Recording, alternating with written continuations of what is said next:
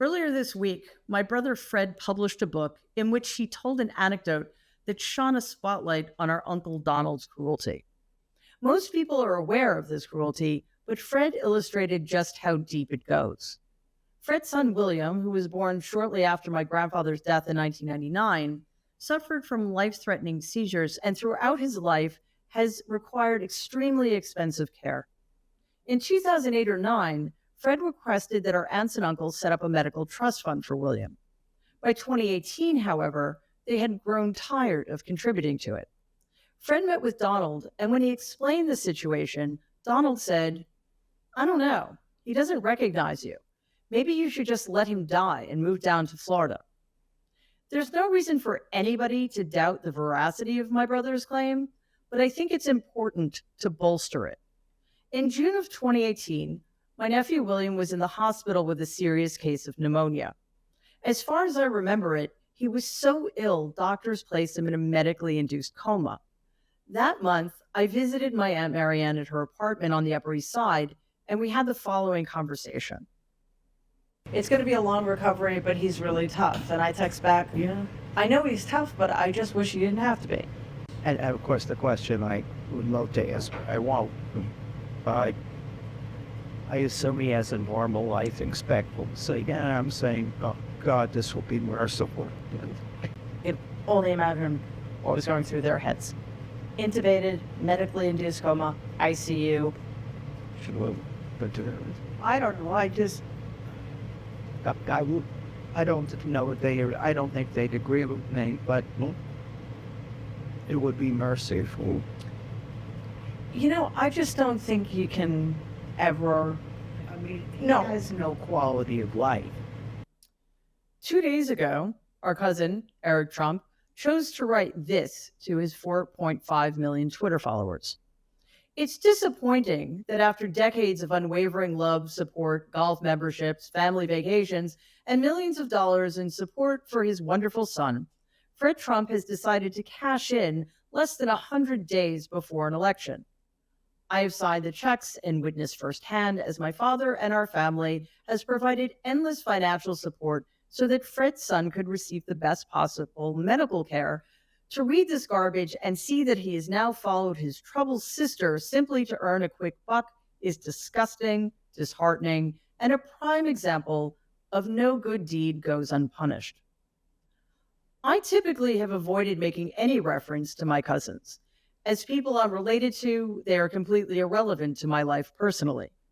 As an adjudicated business fraud and one of Donald's surrogates, Eric is beneath my contempt. I cannot, however, allow this statement to go unchallenged, not only because it's full of lies and misinformation, but because he's using his vast platform to punch down. His self-aggrandizing and vicious statement is quite frankly abhorrent. If Eric had any self-awareness, he would have kept his mouth shut. If he had any sense of basic human decency, he would understand the bargain he's made, and at the very least, not attempt to pass off a blatant theft from which he's benefited as an act of charity. But he's had very good teachers and goes instead for the threat and the lie while rejecting the truth and compassion because, like his father, he's weak and he's cruel in the way of small, unaccomplished men. It is time for me to set the record straight. My father died when I was 16 years old. Fred was 18. My Uncle Donald, my Aunt Marianne, and Uncle Robert became our trustees. It was their responsibility to protect our financial interests. When my grandfather died in 1999, we learned that we had been completely disinherited. My grandfather's estate was worth approximately $1 billion.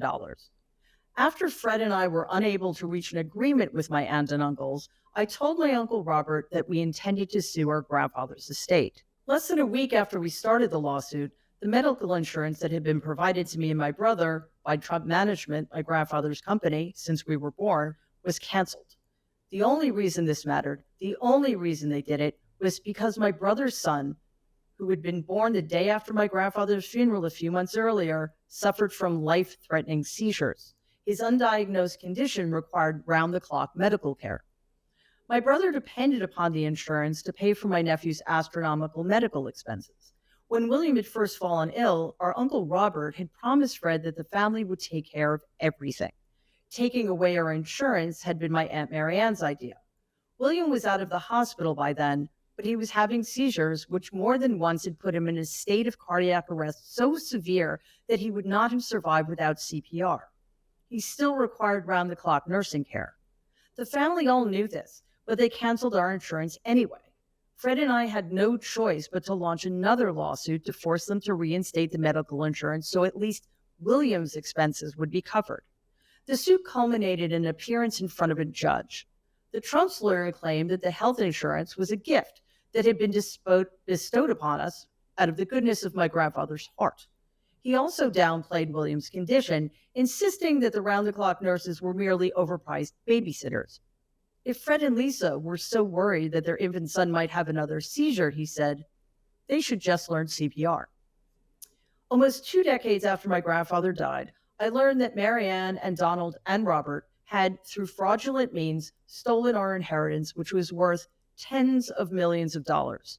If they had not done so, my brother never would have needed to ask for their help in the first place. My brother and I have taken very different paths, and I have no special knowledge of my brother's relationship with the rest of my extended family. But there's certainly no reason for me to doubt his story.